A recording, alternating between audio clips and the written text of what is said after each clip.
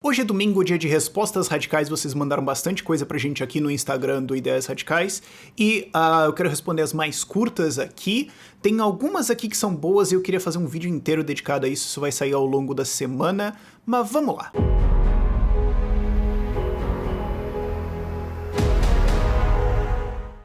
Começando com uma que é um pouco complicada, mas eu já gravei sobre isso em maio do ano passado, mas só pra resumir, é do Eric... Meu Deus, daqueles sobrenomes alemão, cara, você vai me desculpar.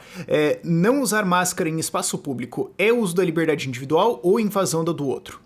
O problema aqui dessa pergunta é o termo espaço público, porque essa é a mesma pergunta que dirigir acima do limite de velocidade numa estrada é invasão da liberdade do outro ou é um exercício da minha liberdade?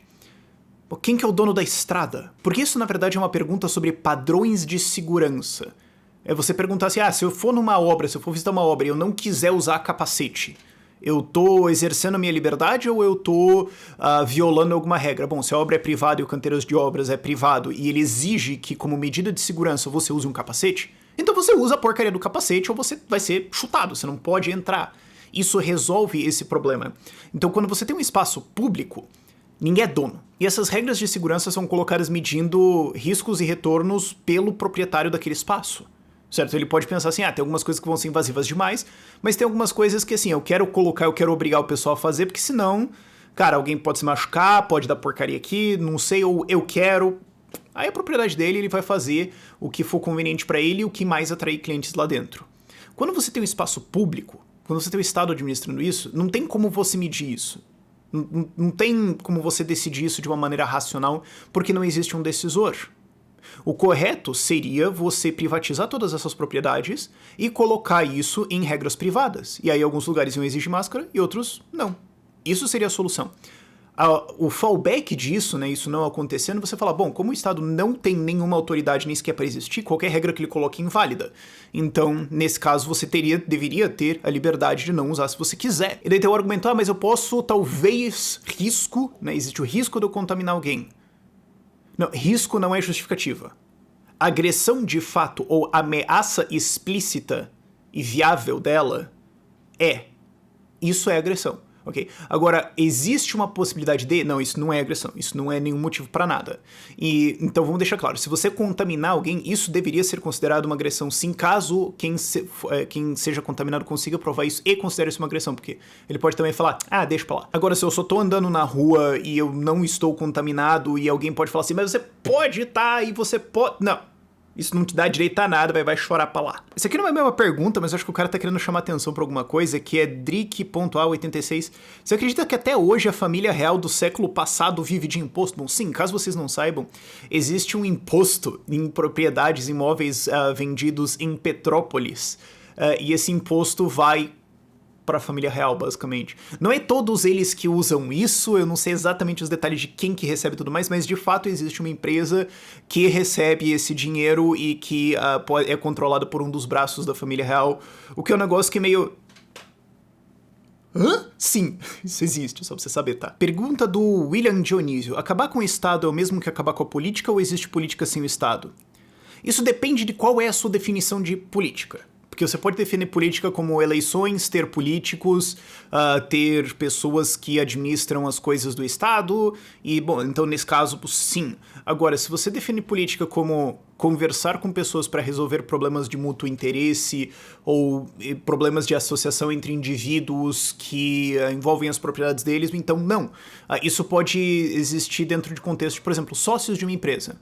Se você tem 10 sócios de uma empresa, eles precisam decidir alguma coisa, 2 são contra, um tá meio... e 2 não realmente se importam. E aí, como é que você vai resolver isso, sendo que vai ter um pessoal que não vai gostar? Você vai precisar fazer algum acordo, algum arranjo entre eles. Algumas concessões podem precisar ser feitas para resolver alguma coisa que é de comum interesse deles, eles serem sócios numa empresa, e é uma relação voluntária.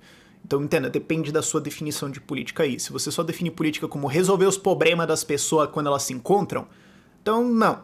Só que aí você poderia até esticar isso, fica legal até essa discussão, então, o que o Estado faz não é política, porque se você definir política como os problemas que as pessoas têm nas relações entre elas e elas resolvem voluntariamente para encontrar soluções de comum acordo entre elas, então o Estado não faz política, porque ele não é uma relação voluntária. Não é interessante pensar isso?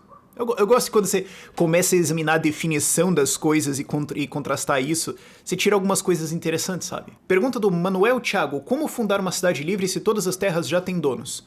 Na verdade, nem todas as terras têm donos, boa parte das terras do mundo ainda estão em mãos do Estado, que na prática é mãos de ninguém, né? Não são legitimamente do Estado, elas deveriam poder ser primeiramente apropriadas, mas você pode fazer com que as pessoas, fazer é um termo forte, você pode convencer as pessoas que são donas dessas propriedades privadas a vender elas para que seja criada uma cidade livre ali, ou você pode, de alguma forma, colocar elas dentro desse novo quadro societário, dessa nova cidade livre.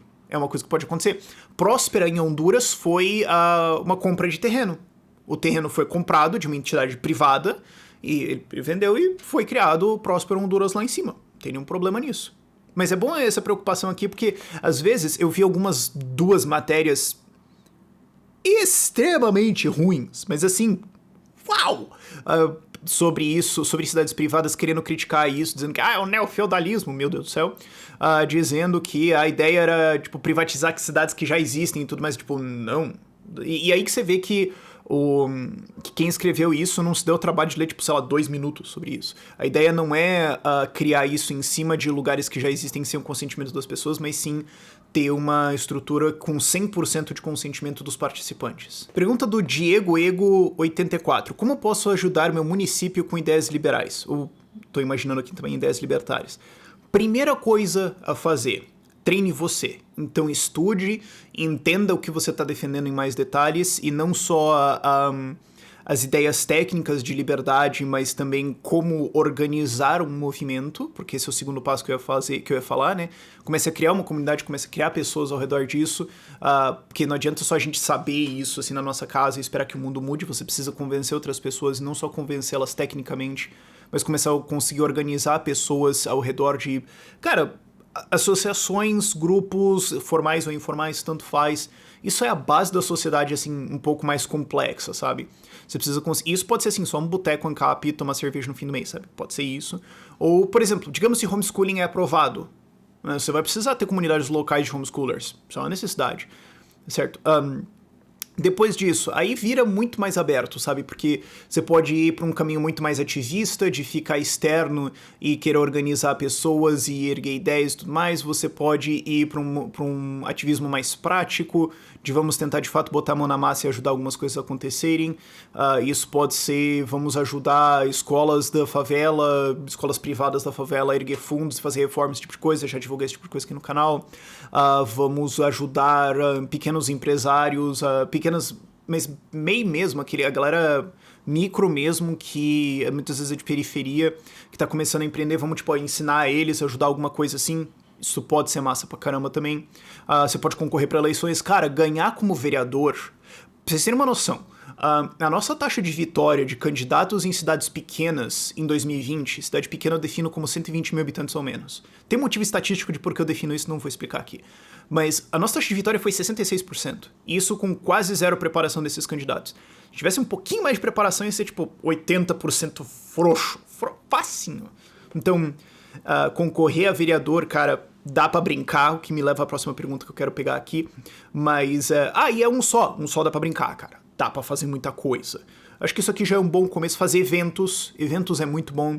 Alcançar outras instituições que já estão mais estabelecidas na sua cidade, eu acho que seria muito bom. Eu acho que uma das coisas no nosso roadmap assim, nos próximos anos é conseguir aproximar o movimento das CDLs, por exemplo. Acho que isso seria muito legal, sabe? Então conseguir influenciar essas organizações e trazer eles mais para as nossas ideias. Várias ideias que você pode fazer aí, cara. Acho que já deu pra uns bons anos de trabalho aqui. Aliás, antes de eu ir pra aquela que eu quero ir pra encerrar, eu acho que essa aqui é legal pra caramba. Gabriel Deb 11. Existiria um senso de comunidade no Ancapistão? Não no sentido coletivista, mas no sentido de apreço pra uma comunidade libertária e tudo mais? Sim, 100%, tanto que vários de vocês têm isso com, tipo, Próspera e Liberland, ou até Estônia, sem nunca ter ido lá, porque vocês acham legais as ideias e os valores que estão sendo defendidos lá. Então, sim, 100%, e eu acho que isso seria uma das coisas mais fortes para defender essa comunidade libertária, o senso de que ela é muito alinhada com o que você gostaria, não é só uma cidade que, tipo, tem um monte de coisa que você não gosta, prefeito, blá, um monte de... Não, é um negócio que você olha e fala, cara, isso aqui é o que eu gostaria que existisse no mundo mesmo, eu estou muito disposto a trabalhar e defender isso aqui. Eu acho que esse efeito leva também a um desenvolvimento muito maior por motivos não assim necessariamente econômicos, mas por você ter uma relação mais profunda com aquilo. Faz sentido isso? Mas a última pergunta que eu queria encerrar aqui, na verdade a última pergunta inclusive do chat aqui, o que é Matheus H. Venâncio, o que fazer pela liberdade numa cidade de 6 mil habitantes? Tem alguma coisa pra fazer? Bom, tem todas aquelas coisas que eu falei antes de como eu posso ajudar com ideias de liberdade na minha cidade, tudo isso. Agora, no âmbito de uma cidade de 6 mil habitantes, a gente atende dentro do Gabinete Liberdade. O Gabinete Liberdade é uma equipe dentro de Ideias Radicais que atende vereadores e dá assessoria para eles, para ajudar eles a serem mais efetivos no trabalho deles como vereadores em defesa da liberdade.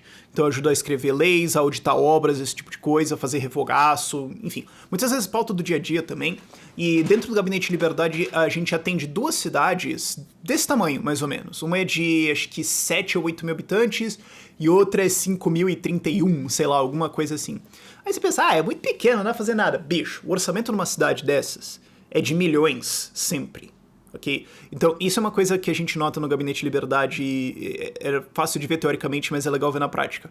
Qualquer bobeira, qualquer bobeirinha de contrato, assim, tosco que você pega, a gente tá falando de no mínimo R$500 mil, no mínimo. Então qualquer coisa assim que você faz, não, mas isso aqui não devia ter acontecido, de repente é R$1 milhão que não vai ser gasto. Então se você fizer só isso ao longo de 4 anos, já é um puta num efeito, já é R$1 milhão que não foi gasto. Se você acha que R$1 milhão é pouco, passa pra mim, porque claramente não vai fazer diferença pra você, né? E nessas cidades tem muito que você pode fazer de revogaço de leis, não das leis idiotas, tipo o dia da uva. Tipo, é importante revogar essas coisas porque são idiotas também. Mas assim, leis idiotas que de fato causam impacto na vida das pessoas, tipo regular tamanho de janela, obrigar um monte de coisa sobre construção de calçada, essas coisas assim. Essas cidades também, às vezes, têm uma tendência a fazer um monte de obra idiota, ou de usar maquinário ou a própria máquina da prefeitura em favores privados, muitas vezes pra compra de voto, muitas vezes só porque esse é o objetivo de pegar a prefeitura em primeiro lugar, poder usar o negócio para ajudar algumas famílias lá que estão controlando a prefeitura e acabou. E especialmente nessas cidades existe uma grande demanda por basicamente qualquer coisa que vai trazer algum desenvolvimento. Então é muito mais fácil, e não só nessas cidades nos milhares de habitantes, mas assim, de 60 mil para baixo, é muito mais fácil passar ideias muito mais inovadoras. Quando o vereador não é odiado por, tipo, todo mundo da Câmara, porque às vezes isso acontece, tá? Mas quando ele tem uma boa relação, é muito mais fácil você passar leis bastante inovadoras, como, por exemplo, uma coisa que a gente tá montando aqui, que é sobre privatização de espaços públicos, transferir isso mais pra iniciativa privada, porque não é um bilionário lá no... é os caras ali dos restaurantes vão fazer um negócio ali, ou o pessoal ali, eles vão montar uma ruazinha, vai ficar legal e tudo mais. É muito mais fácil de visualizar, e é uma cidade que tem muito mais demanda de qualquer coisa, então qualquer coisa que gera um turismozinho ali já vai ser legal. Então dá pra brincar bastante nessas cidades, já dá pra ver aqui do que eu tô falando que isso é um foco que eu vou ter pra 2024, a gente consegue fazer uma onda em cidades de 120 mil habitantes ou menos, mas nessas cidades pequenas, cara, só porque ela é pequenininha, não ache que não tem nada pra fazer. Muitas vezes são as mais interessantes de trabalhar em algumas coisas, e muitas vezes são as que você mais tendo um vereador de 9 que faz uma atuação foda pra caramba, você consegue enquadrar o negócio inteiro, porque a gente tá tendo algumas coisas nesse sentido e é legal de ver.